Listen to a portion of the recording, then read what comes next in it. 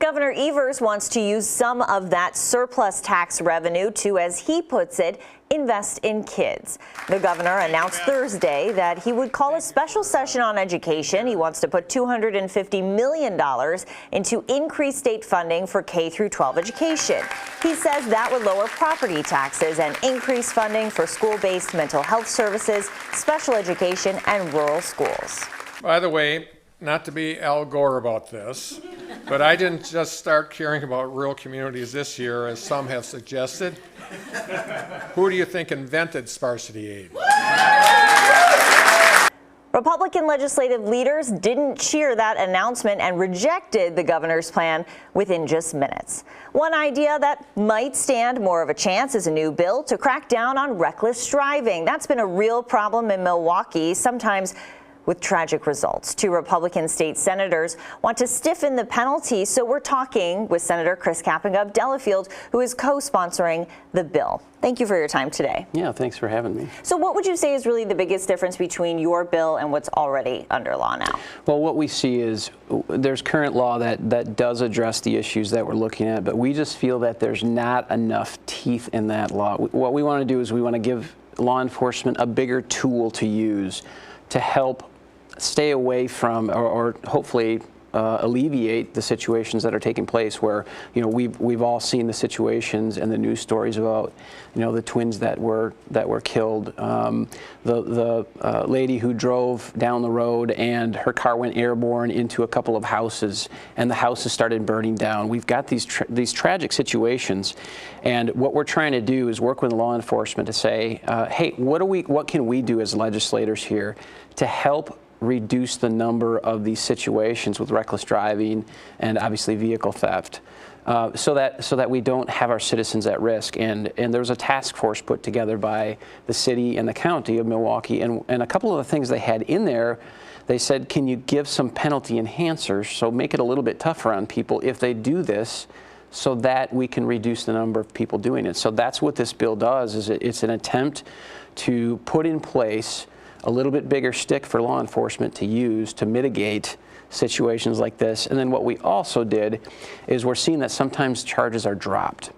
And we want to make sure that these are always prosecuted and people know that they will be prosecuted. So we're trying to do as much as we can to make sure that people understand there are consequences, and we want it so that those consequences are high enough so that we reduce the number of people doing this. And one part of that is increases penalties for vehicle theft and creates a 30-day mandatory minimum term of incarceration for vehicle theft. That's even for young people. Yeah. So what's behind that specifically? Well, if you look at the statistics, in this again came from the task force, but 20 years ago, the average age of vehicle thefts, for instance, was 40 years old.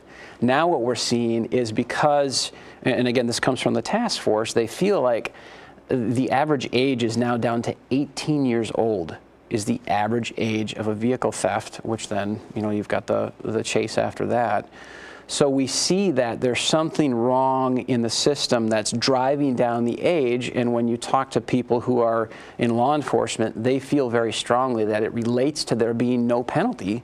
So these kids can go do this and essentially get away with it. So if we put something in place that makes it so that, you know, somebody will think twice before they go do it, that's the goal here. And we feel that this legislation will help do that. Well, and the pushback I'm already seeing from Democrats to this crime package as a whole, not specifically this bill, is they're saying we want not as many people in jail, not more people in jail. We don't want more people in prison. And a lot of these bills go with that. So right. How do you respond to their concerns about that? Again, to what I just said, the important thing to look at is what actually is going to help reduce, and this is, again, talking to law enforcement, they say that they feel very strongly that if you increase the penalties, it will help reduce the number of people who actually commit the crimes. Because we have to remember here too, we're talking about victims on the other side of this, and often that is forgotten. And one of the things the task force recommended is to have the folks who do